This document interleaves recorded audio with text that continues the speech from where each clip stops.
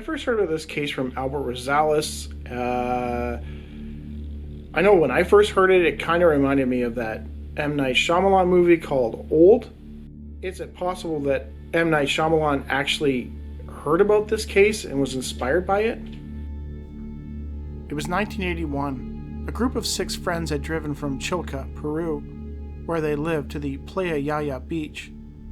The beach was named Yaya, or the Great Chief in the Yunga language. The friends, all between 17 and 18 years of age, included Cesar, Nicanor, Victor, Jesus, Iso, and Marcus. It was a Saturday, and they had planned to spend the night on the beach under the stars and fall asleep around the campfire.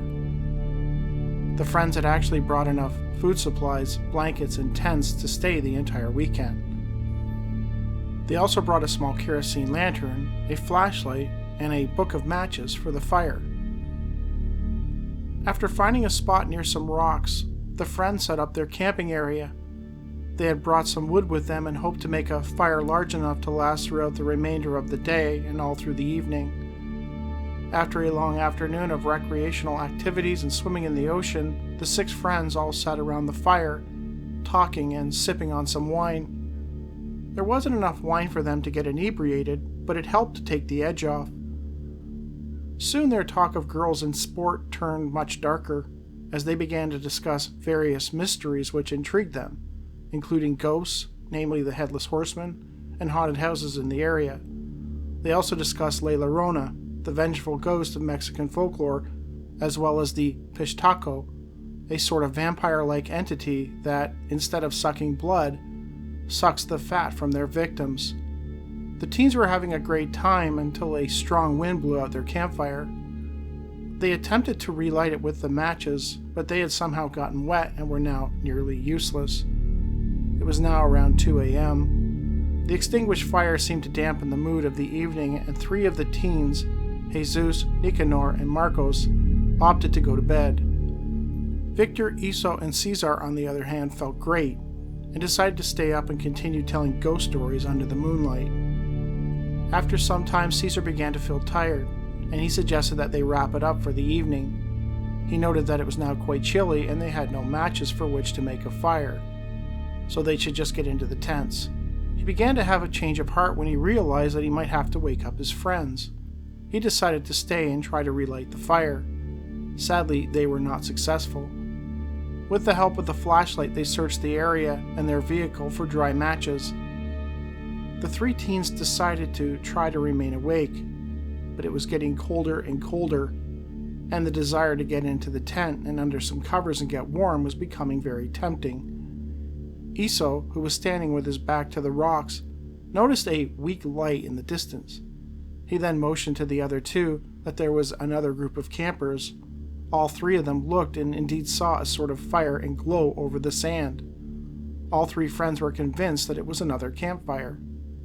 Despite the late hour, Cesar asked Victor to go over and ask if they could borrow some matches. He refused and told Cesar to go himself. Not wanting to argue, the teens agreed to draw straws. It ended up becoming between Cesar and Victor, and Cesar lost. He begrudgingly accepted his task. He got up and grabbed the flashlight and began walking down the beach to the campfire. His friends watched and waited, hoping that Cesar would not be greeted by a bunch of sleeping campers. The estimated distance to the other campfire was approximately 1/5 of a mile down the beach. They estimated that it would probably take about 20 minutes to go there and come back, barring any conversation that might materialize between Cesar and the other campers. In the distance, the teens noticed Cesar seemed to be speaking with several persons at the neighboring campfire, and after about 15 minutes they noticed that he was now beginning his walk back. Strangely, he did not turn on his flashlight. Maybe it had stopped working, or maybe he just didn't need it. Only meters away, Iso and Victor observed Cesar approaching their camp. But something wasn't right. It wasn't Cesar. Whoever this person was, it was not their friend. When they asked who he was, the person identified himself as Cesar. He then proceeded to light one of the matches that he had acquired from the other campers. The 2 friends were shocked to see a man of about 40 years of age wearing the same clothes that Cesar had on. Cesar was 18 years old. This guy was at least 20 years older than that. After hearing the confused conversation, the other 3 men woke up and began crawling out of their tents. The stranger, curiously, had the same features as their friend Caesar, except he appeared older.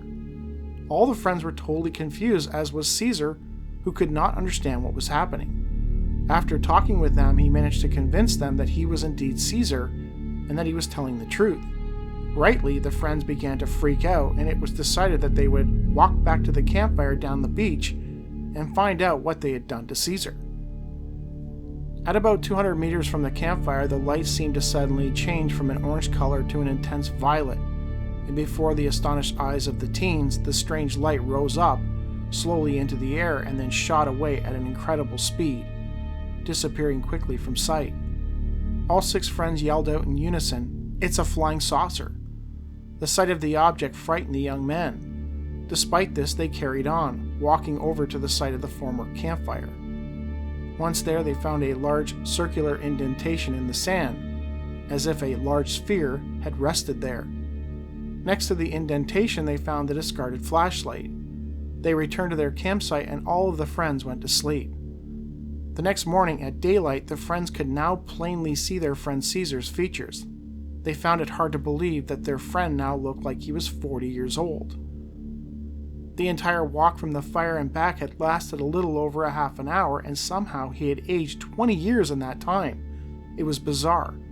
Upon returning home, Caesar's father was unwilling to believe that the stranger was his son. But in the face of all the evidence, his parents finally accepted him as their son. It should be noted that Caesar was never the same. His transformation was not just aesthetic, but mental as well. He felt and looked older. He was not merely an 18-year-old stuck in a 40-year-old's body. He was 40 years old in every way. His family and friends never did truly understand what happened to him. Other locals could not explain it either. 18-year-old Caesar would eventually have to learn to live as a 40-year-old man. He sought professional medical help from doctors, psychologists, priests, and others, but very few could provide him with a satisfactory answer. It was determined that he had experienced some type of medical disorder similar to Werner syndrome, though none could explain how it came on so fast, and none were willing to accept the terms for which it developed: an apparent encounter with a UFO. Caesar was invited to speak about his experience on a TV special about UFOs in Peru.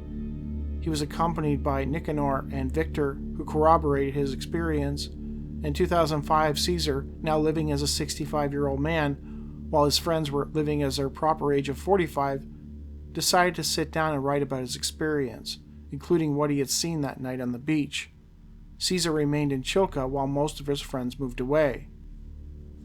Caesar claimed that he was approaching the light, which he thought was a campfire. The light began transforming into an intense lilac shade. He could now see that it was some sort of circular light or sphere, and soon a sort of door appeared at its center, which resembled the lens of a photo camera. At first, Caesar hesitated on going inside, but finally decided that the matches were necessary. He doesn't remember when he discarded the flashlight, only that he no longer had it. According to Caesar, inside the light it felt warm and welcoming. It seemed to provide an ample space. He then noticed that inside were several people.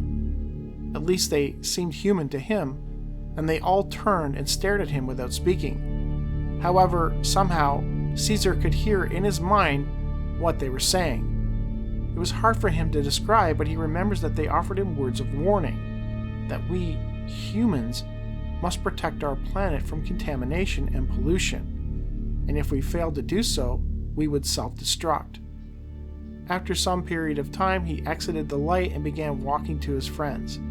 He does not indicate if the people gave him matches, only that when he returned to the camp, he had them. Iso and Victor were able to corroborate that they did see, at quite a distance mind you, that he was indeed speaking to people before he began heading back to camp. Despite gaining some notoriety in Peru in 2005, Caesar's case eventually vanished into the memory hole of time. Thanks to Albert Rosales for bringing it to my attention.